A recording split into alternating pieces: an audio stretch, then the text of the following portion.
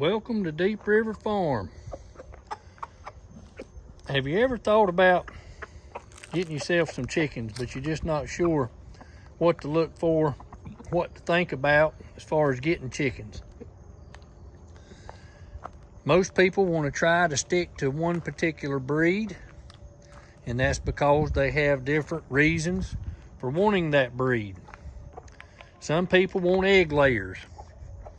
Well, if you wanted some egg layers, you'd probably look at getting some like a red Sussex or a white Leghorns. Something that's going to lay a lot of eggs, but is not necessarily in it for the meat. Then other people want a combination of eggs and meat.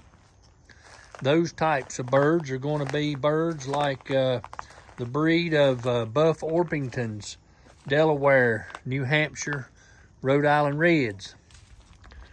And we have Rhode Island Reds here.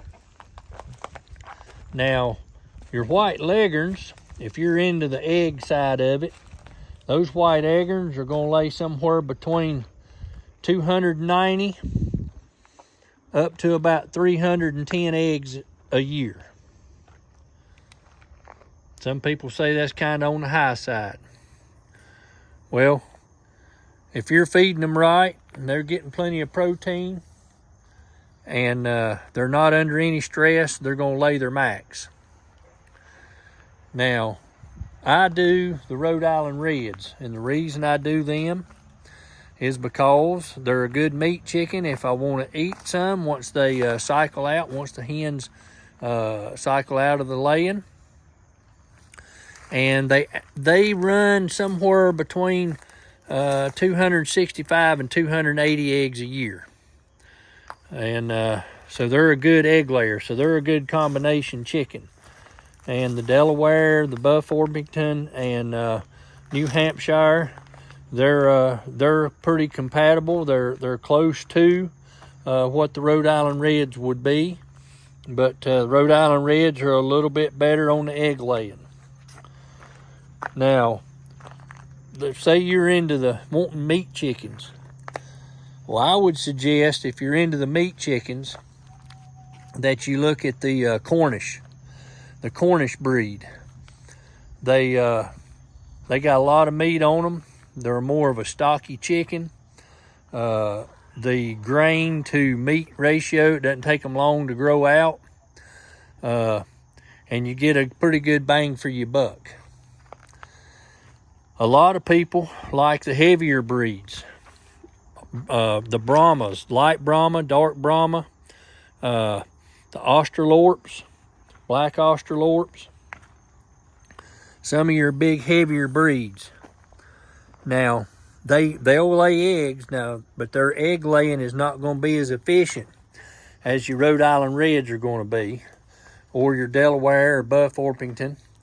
And what I'm getting at is when it comes to the proportion of the amount of food they eat versus the grain and stuff that they intake, if you're looking for an egg layer, you wouldn't want to use a heavy breed. Let's just put it that way. So a combination as far as intake of grain and stuff, and what you have to possibly feed them, your Rhode Island Red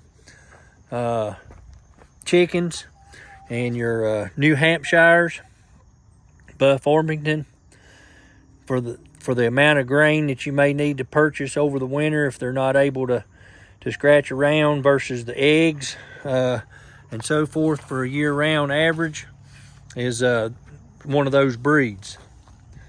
But your bigger, heavier breeds are going to eat a lot more. They're not going to give you as many eggs. So if you're looking for eggs and meat, they're not your efficient bird to have, a heavy breed. Your Leghorns, they're going to eat, about what a Rhode Island Red would eat, and they're going to produce somewhere around probably 20 to 30 eggs more a year. And that also goes with your like your red Sussex. That type breed right there is pretty good on the egg laying. And there's some other breeds that are pretty good on the egg laying. I just can't think of them off the top of my head, and they do real well. But choosing your breed of chickens for what you're needing, if you're wanting meat, if you're wanting eggs, or if you're wanting a combination, and make sure that you figure out how much feed to egg ratio you're going to be dispersing out of the pocket, so that you can decide on what breed of chicken you want to use. Now I'm going to go through here in a few days. I'm going to tell some characteristics of the Delaware and the Rhode Island Red and so forth, so that people can decide what kind of chickens they may be looking at. Those chickens, if you're looking for layers, you're looking at a chicken that's going to take roughly anywhere from 22 to 26 weeks before they start laying, and that's from the time they hatch. So you're looking from 22 to 26 weeks before they hatch, start laying. That's from the time of the hatch. Now your meat birds, like your Cornish and stuff, they're going to grow out in about, I'm going to say 12 to 16 weeks, depending on the type of protein they're able to get a hold of, the conditions, the temperatures, things like that. A lot of people put a lot of scratch grains and corn in on the Cornish breed to fatten them up pretty quick. And it just depends on what you're feeding them, but the Cornish is an excellent breed for meat if you're into that.